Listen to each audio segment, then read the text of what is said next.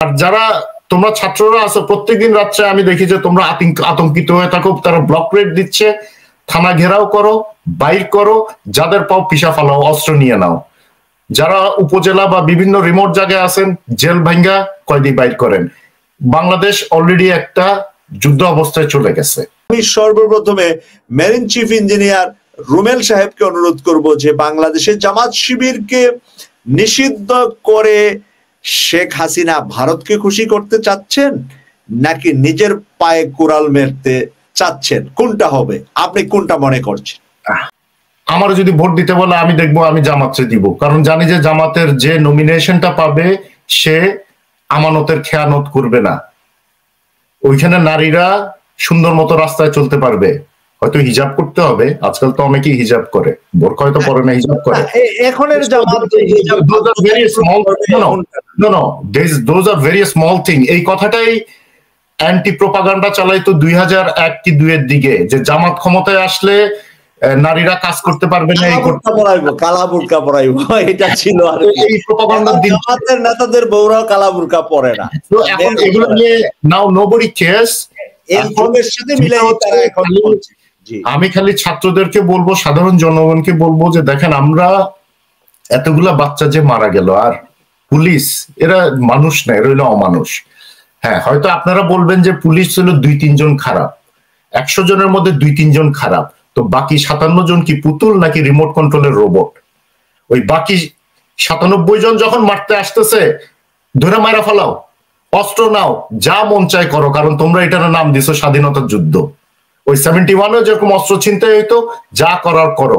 রাত্রেবেলা block red দেয়, থানা ঘেরাও করে পরের দিন সকালে সবগুলোর জালে মারা ফেলাও, ছাত্রদের বাইর করে। পুলিশ দেখবা পুলিশের পরিবারের দরকার অ্যাটাক করো। এই সেম কথাটা শেখ হাসিনা বলছিল maybe 96 or 2005 or something like that। যা কিছু করার। আর ওই যে আর যদি যারা গ্রামে আছেন ভাই, আপনারাও তো এই আওয়ামী লীগের আর বঙ্গবন্ধুর কি বলে বন্দনায় তিক্ত বিরক্ত হয়ে গেছেন।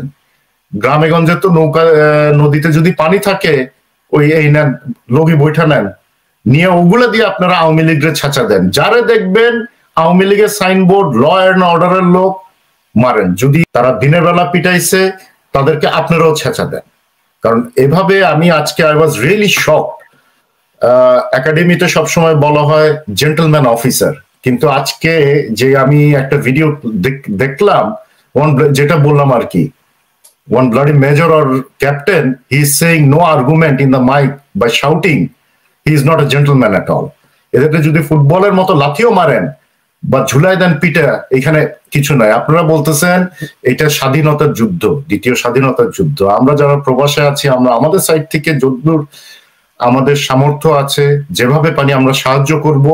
আপনারা যারা ফিল্ডে আছেন, ওই স্বাধীনতার সময় 71 সনে জন্ম তো হয় নাই, ওই পাখানাদার বাহিনীর লোকজন পিটাইছে, গুলি করছে, অস্ত্র নিয়েও গুলি করছে, ঘেরাও করেও পিটাইছে, যা কিছু করছে। এটা যদি আপনারা স্বাধীনতার যুদ্ধ এই করেন, ওই বিজিবি আর্মি পুলিশ এদেরকে গোনার কোনো দরকার নাই। এরা সব হইলো ওই আওয়ামী লীগের কি বলে, আপনারা কি একটা টার্ম যে ইউজ করেন আর কি, দে আর লাইক দ্যাট। এবং আর্মির ব্যাপারে আমি তো রেশনের চাল খেয়ে বড় হয়েছি। You people have lost the respect. আপনারা বললে তো সম্মান করা হবে, you don't deserve any respect. তোরা কি শপথ নিছস আর তোরা কিভাবে ব্যবহার করতেছস, তোদের তুই করে বললেও এলো তুই এর অপমান হয়। কিসের অফিসার? এদের চাইতে একটা রিক্সা চালকের সম্মান আমার কাছে বেশি, যে মাথার ঘাম পায়ে ফেলায় টাকা অর্জন করে, ওই টাকা দিয়ে ভ্যাট দেয়, যখন একটা চাল কিনে ওইখানে ভ্যাট যায়, ইউনিফর্ম লাগায়, কান্দের মধ্যে টিপস লাগায়, মাস্তানি করার দিন শেষ। 2009 তো পাশের দেশ এসে অর্ধেক ন্যাংটা করে দিছে, এখন মানুষ হচ্ছে পুরো ন্যাংটা করবে। আর আমরা রেমিটেন্স বন্ধ করে দিব, আর আল্লাহ যদি চায় ওই ইউএন মিশন বন্ধ হয়ে গেলে ওই সৈনিকদের নল ঘুরতে, সৈনিকদের বন্দুকের নল ঘুরতে কিন্তু সময় লাগে না। 75-এ যে 3টা একের পর এক বিদ্রোহ হয়েছে, অত ডিটেলসে যাচ্ছি না, তখন জেনারেল জিয়ার মতো লোক ছিল দেখে ওটা হ্যান্ডেল করতে পারছে। এখন আর্মিতে কেউ নাই। তো জুনিয়র যারা আছো, তোমরা যদি মনে করো যে তোমাদের কোনো আত্মসম্মান বোধ আছে, মনুষ্যত্ব আছে, পিছে মেরুদণ্ডের কোমর আছে, নাহলে আরেকজন এসে তোমার বাচ্চা পয়দা করে দিয়ে যাবে। একদম আমি ওপেনলি বললাম। ইউনিফর্ম খুলে ফেলাও, মানুষের কাতারে এসে দাঁড়াও। ইউনিফর্ম পরে গোলামের কিছু নাই, হয় মনুষ্যত্ব থাকবে আর নাইলে হচ্ছে মাইর খাওয়ার জন্য প্রস্তুত থাকো। এবং যদি সৈন্যরা খালি এই করে, তোমাদের কি অবস্থা? You people are not smart. আমাদের সময় একটা লোক মেজর হইতো 10 কি 11 বছর সার্ভিস লাইফে, যখন তার মধ্যে একটা ম্যাচিউরিটি আসতো। এখন 6 বছরে তোমরা মেজর হও, ওইখানে গিয়ে এরকম তোমাদের ম্যাচিউরিটিও আসে নাই। দুনিয়ার কোথাও 6 বছরে মেজর হয় না। তোমাদের অফিসারদের তো টাকা দিয়ে দিয়ে ফ্যাসিলিটি দিয়ে দিয়ে আকাশে তুলছে, আর ওই মেস আলফা ব্রেভো চার্লিতে ওই ডাইনিং টেবিলে গলাবাজি করে বা টেবিল চাপড়ায় বিদ্রোহ হয় না। বিদ্রোহ করার জন্য একজন অফিসারই যথেষ্ট।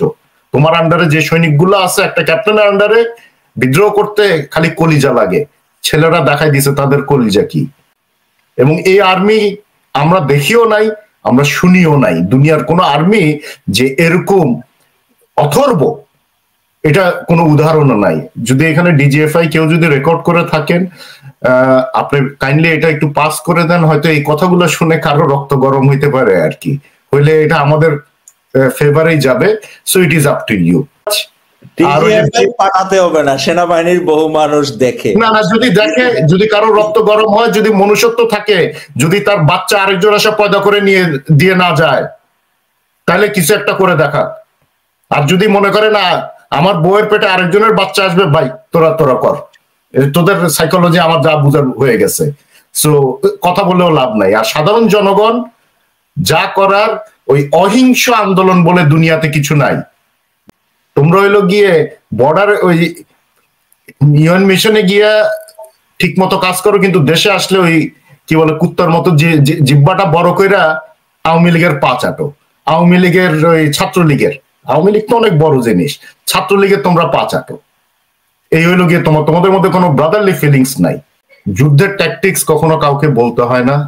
যারা আমরা প্রবাসী আছি, আপনি কি টাকা কিভাবে পাঠাবেন নাকি পাঠাবেন না, বা কতটুকু পাঠাবেন, এটা আপনার ব্যক্তিগত ব্যাপার। বাট একটা জায়গায় আমরা সবাই একমত হয়েছি যে we will not send the remittance in proper channel. হয়তো আন্দোলন বন্ধ হয়ে যেতে পারে, কতদিন টিকবে আমি জানি না, হয়তো বন্ধ হয়ে যেতে পারে।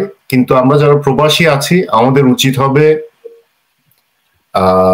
To stop sending this remittance. এবং আপনারা অনেকেই আউট অফ ইমোশন, যারা মিডল ইস্টে আছেন, মালয়েশিয়া আছেন, নিজেরা ফেসবুকে এসে ভিডিও করতেছেন বা এই করতেছেন, হ্যাঁ আমি রেমিটেন্স পাঠাবো না, এই করবো না, এইটা আপনার করার দরকার নাই। আপনি কি করবেন না করবেন এটা আপনি নিজের মধ্যে রাখেন, কারণ আপনার পরিবার দেশে আছে।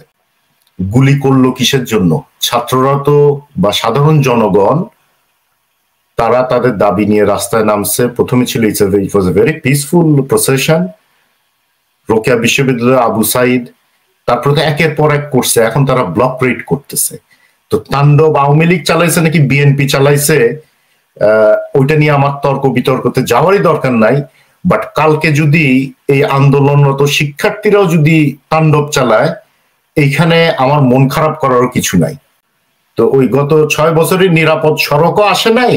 আমরা ঘোড়ার ডিমের উন্নতি করছি। আমরা খালি এই দুই পরিবারের গোলামি করার জন্য আমরা কিছু লোক হলো জিব্বা লম্বা করে আসি। বিএনপি ক্ষমতায় আসবো, আমি চাটুকারিতা করি, তারপরে হচ্ছে গিয়ে আমি তো লালে লাল হব। কিন্তু জামাতের ব্যাপারে হচ্ছে ওরা ওদের স্ট্রাকচার ছাড়া, যেটা বললাম, হাইব্রিড নেতা নাই। এবং জামাত যদি থাকে, তারা টুডে অর টুমরো দাঁড়ায় যাবে। তারা ওই লং টার্মে তারা চিন্তা করতেছে। হ্যাঁ, আন্দোলন বন্ধ হয়ে গেলেও প্লিজ আপনারা রেমিটেন্স আপনারা পাঠাবেন না।